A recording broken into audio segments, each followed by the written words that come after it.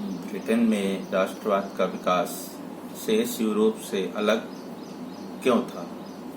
Britain में राष्ट्रवाद का विकास कोई आकस्मिक घटना या क्रांति का परिणाम नहीं था।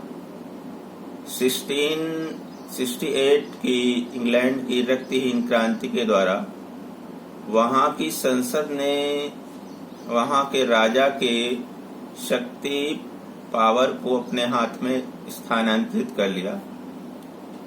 1707 में कानून बनाकर स्कॉटलैंड को ब्रिटेन में शामिल किया गया।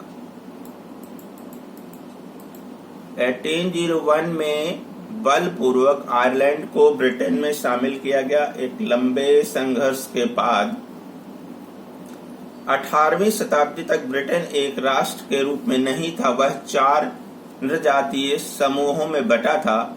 इंग्लिश यानी अंग्रेज, स्कॉटिश, आयरिश और वेल्स। यूनाइटेड किंगडम ब्रिटेन को एक राष्ट्र के रूप में बनाकर यूनियन जैक को राष्ट्रध्वज और राष्ट्रगान के रूप में God save our Nobel king को स्वीकार किया गया। Nationalism in Britain was different from the rest of the Europe.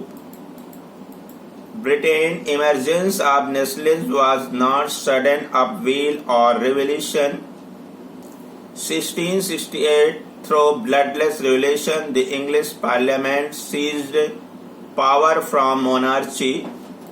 By the Act of Union 1707, Scotland was incorporated to the UK United Kingdom. Ireland was forcibly incorporated to the UK United Kingdom in 1801. There was no British nation prior to 18th century England inhabited by different ethnic groups such as English, Scottish, Welsh and Irish. Union Jack, British flag and national anthem God Save Our Noble King adopted new symbol of United Kingdom of Great Britain. अब हम लोग Balkan संघर्ष या Balkan tension, Balkan तनाव के बारे में चर्चा करेंगे। बाल्कन क्षेत्र भौगोलिक नृजातीय विभिन्नताओं का क्षेत्र था। इस क्षेत्र को सामूहिक रूप से स्लाव कहा जाता था। इसमें शामिल देश बोस्निया, अल्बानिया, रोमानिया, बुल्गारिया, यूनान और क्रोएशिया थे। बाल्कन क्षेत्र पतोन्मुख, जिसका पतन होने को नजदीक था, ऑटोमन साम्राज्य का हिस्सा था।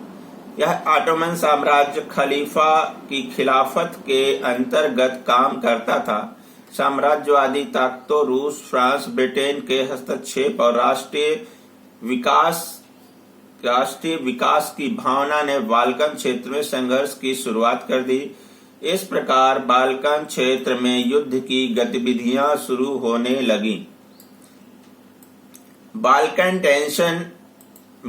region tension. Balkan was the region of geographically ethnic variations. The inhabitants to the ethnic groups called the Slav. For example, Bosnia, Romania, Bulgaria, Greece and Croatia. Large part of the Balkan were under the control of declining Ottoman Empire. Imperial power, United Kingdom, Russia and France competed with another to extended control over the region. The spread of nationalist ideas among the Slav, together with the disintegration of Ottoman Empire, made the region explosive. इस प्रकार Balkan क्षेत्र संघर्ष की पृष्ठभूमि बन गया, तनाव की भूमि बन गया और प्रथम विश्व युद्ध का कारण भी यही बाल्कन क्षेत्र बना। इस संघर्ष और तनाव के फलस्वरूप ये क्षेत्र के देश और राज्य धीरे धीरे स्वतंत्र होने लगे और स्वतंत्रता की भावना इनमें फलीभूत होने लगी। यहाँ पर ध्यान देने की जो बात है, बाल्कन क्षेत्र ऐसा क्षेत्र था जहाँ पर शासक खलीफा इस्लाम का मुखिया होता था, जो खिलाफत के द्वारा चलाया जाता था। और इस क्षेत्र की जो प्रजा थी, लोग यहाँ के जो निवासी से बहुत वह आपके ईसाई धर्म से संबंधित थे। तो यह क्षेत्र बाल्कन रीजन टेंशन, बाल्कन संघर्ष का क्षेत्र कहा जाने लगा।